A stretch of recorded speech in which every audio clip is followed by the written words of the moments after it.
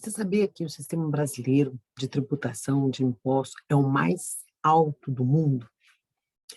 No Brasil, então, os impostos são uma coisa muito complicada, as pessoas pouco entendem, mesmo as pessoas que são especialistas acabam que vira e mexe, se não se atualizam, se não acompanham o dia a dia dessa tributação, acaba incorrendo em erro, porque deixa passar alguma coisa, uma coisa que era tributável deixa de não ser, enfim, é uma loucura, ninguém entende. E eles são muito altos. O que que significa? Mais dinheiro no bolso do governo, menos dinheiro no seu bolso. Te entendo totalmente. É claro que a gente fica muito nervoso com a situação. Na verdade, a gente fica muito, mas muito mesmo. Afinal de contas, a gente trabalha, trabalha, trabalha, e a gente paga imposto, imposto, imposto, e despesas que para a gente é no nosso natural, não pode ser dedutível, é o governo que determina o que a gente pode diminuir do imposto, o que não pode diminuir do imposto. Realmente é desesperador e eu entendo perfeitamente que você esteja aí todo magoado com essa situação, né?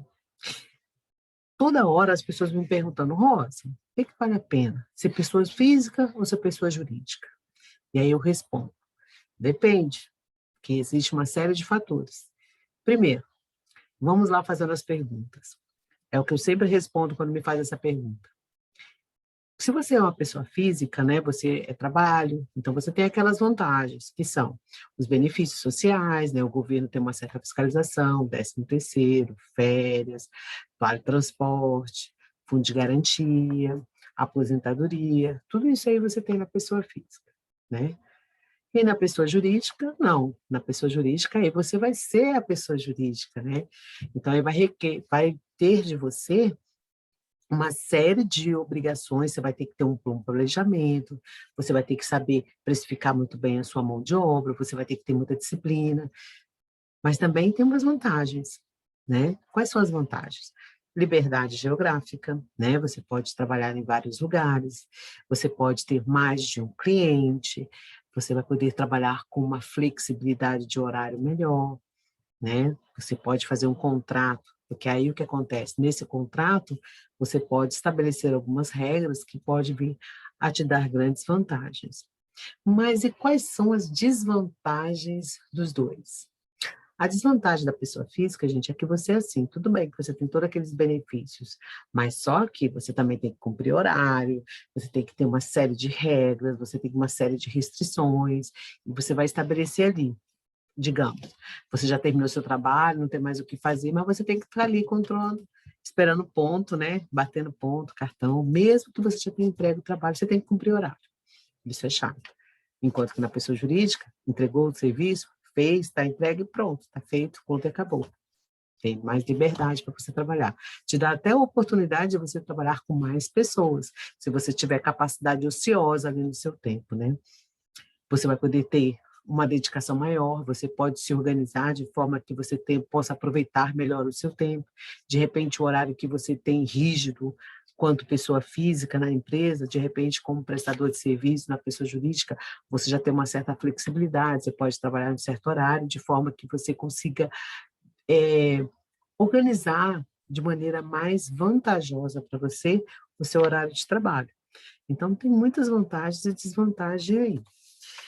Mas olha só, é muito importante que você se prepare para tornar isso daí, porque também existem algumas características pessoais e competências pessoais que você tem que desenvolver para ir para esse novo mercado aí de ser uma pessoa jurídica, né?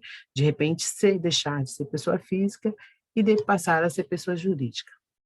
Uma das coisas que eu te recomendo, eu vou te dar sete passos. 7 passos para você começar a pensar aí e verificar se você é uma pessoa que consegue brigar para a pessoa jurídica ou não. Se nesse momento que você está vivendo, isso é uma vantagem ou não para você.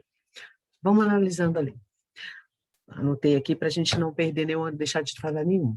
Primeiro, as perdas e ganhos de pessoa jurídica e pessoa física eu já te coloquei, né? Por exemplo, você vai ter os benefícios, enquanto que na pessoa jurídica você não vai ter mais esses benefícios. Mas isso é apenas uma questão de quê? Saber precificar e fazer um excelente contrato. Você, enquanto pessoa física, aquelas vantagens que você tem, o seu salário, o seu benefício de férias, 13º, aposentadoria, todas as vantagens enquanto pessoa física, você pode se preparar na pessoa jurídica para também ter as mesmas. Claro que dessa forma não vai ser o empregador que vai te garantir isso, mas sim você, com um excelente plano, você pode suprir isso daí, né? Então, a primeira coisa que você tem que fazer é o seguinte: analisar bem quais serão as suas vantagens e desvantagens quando você sair da pessoa física para a jurídica. Para quê? Para que você equalize ali e consiga fazer com que o seu contrato de pessoa jurídica atenda maior nível de equidade, né? Que você consiga ter uma coisa bem igualzinha do que você tinha da pessoa física e da jurídica, você leve ali dessa forma disso. Através de quê? De uma boa precificação da sua mão de obra que você vai prestar enquanto pessoa jurídica, ok? O segundo momento é aquilo que eu falei, o contrato. O contrato de prestação de serviço, ele tem que ser muito bem escrito. Você tem que colocar tudo o que tem que ser feito. Fazendo um bom contrato, você pode fazer com que a remuneração dos seus benefícios também sejam pagos na pessoa jurídica. Afinal de contas, a sua prestação de serviço, ela tem um valor. E nessa precificação, você pode colocar ali o quanto que você acha que é a sua mão de obra, você vai calcular essa mão de obra correta. Ali você agrega um texto de férias, agrega um texto de 13º. Claro que você não vai colocar isso no contrato, mas você precifica a sua mão de obra de forma que aqueles valores estejam inclusos. E aí está a grande importância de um bom planejamento. Por quê? Se você vai ser um prestador de pessoa física e jurídica, se a sua pessoa jurídica vai ser só você, então é importante que você faça um bom planejamento financeiro, de forma que esses valores que você está cobrando agora, você os guarde para que você use nas suas férias e para que você tenha lá no 13º. Você tem que fazer um plano financeiro, tem que fazer uma reserva financeira, onde você vai colocando esses valores de forma que quando você for usufruir as suas férias e também quando você for usufruir o seu 13º, esse valor esteja lá separadinho para você. Então, é muito mais uma questão de organização, de planejamento, do que, na verdade, uma perda ali. E com relação à aposentadoria, que também é um benefício que você tem na pessoa física e que na pessoa jurídica você vai ter que se organizar para tê-lo, é a mesma coisa. Você faz o quê? Contrata um plano de previdência privada, onde você vai estar fazendo aquele mesmo valor que você pagava para lá, você pode estar colocando na previdência privada, também fazendo o seu do regime geral da Previdência, né? Você pode estar recolhendo um pedaço pelo regime geral, pelo valor mínimo, e fazer a complementação com o plano de previdência privada. De forma que tudo aquilo que você tinha de benefício na pessoa física, você também assegure na pessoa jurídica, ou seja, através de um quê? Boa organização e plano. Segundo, aliás, no terceiro, o que você tem que fazer? A legalização. Nessa legalização, você tem que se formalizar. E a pergunta é: eu vou ser MEI ou Simples Nacional? Depende. Qual é a precificação da sua mão de obra? Qual é a expectativa de faturamento? Por isso que é importante você fazer um bom plano, porque nesse plano você vai estabelecer qual vai ser o seu limite de faturamento. Então, ou seja, se você tem um limite de faturamento, prestação de serviço, você for até 6.750 mensais, é possível você ser um MEI, se a sua atividade estiver enquadrada como microempreendedor individual. Então, nesse valor, se você for um MEI, é muito legal, porque você faturando até R$ 81.000 no ano, e você vai pagar um valor fixo de 67, lembrando que você vai ter que pagar o valor do imposto de renda da diferença. Mas é uma questão de quê? Organização. Mas, se a sua mão de obra vai ser acima de 6.750, vai ser 8, 9, 10, então, nesse caso, vai ser necessário que você se torne um Simples Nacional. Você vai ter que abrir uma pessoa jurídica, vai contratar um bom contador, né? Para que você faça todo o seu planejamento, você vai ter, de acordo com a sua atividade, você vai estar enquadrada ali. O bom profissional, ele vai te dizer exatamente onde você está enquadrado. E aí você vai ter que ser um Simples Nacional. E aí você vai emitir nota, vai controlar o faturamento e toda aquela conversa que eu te falei no item anterior com relação ao seu planejamento financeiro, as suas reservas, o contrato a plano de previdência, tudo isso daí você vai estar conversando com o seu contador e vai chegar a um bom plano financeiro para isso. Então, aí você vai ter tudo legalizado, você vai poder formalizar, você vai ter que abrir um CNPJ, você vai poder fazer. E qual tipo, né? E aí você vê aquela questão que era o seguinte: que tipo de empresa você? como eu te falei, vai depender em relação ao seu faturamento. Pode ser MEI, ou um Simples Nacional, ou uma outra pessoa jurídica. Você vai precisar de uma ajuda especializada para isso. E eu estou aqui à sua disposição para isso. É só você entrar em contato, marcar uma consultoria gratuita e eu te oriento da melhor forma, do melhor tipo de pessoa jurídica que você vai precisar, tá bom? A outra coisa muito importante é o que, gente? Você tem que estar, estando com o seu CNPJ legalizado, você sabendo, fazendo um bom plano, de forma que você sabe exatamente quanto que vai ser a expectativa de faturamento, você vai ter uma possibilidade real de saber escolher direitinho. E aí, se você for MEI, você vai ter que controlar o seu faturamento até R$ 81.000. Dando esses R$ 81.000, você vai ter que migrar para um outro. E aí é importante que você procure um profissional de contabilidade, e eu estou aqui à sua disposição e vou ter o maior prazer em ajudá-lo nesse sentido. Agora, é muito importante que você faça o seguinte: os seus clientes, é importante que você tente diversificar, que você não centralize o seu faturamento em um único cliente. Por quê? Se esse cliente faltar, você perde toda a sua receita. Então, é muito interessante que você tenha vários clientes, de forma que o seu faturamento não seja detentor de um único, não seja um cliente exclusivo. Isso vai te dar maior possibilidade de não perder renda, de você captar cada vez mais.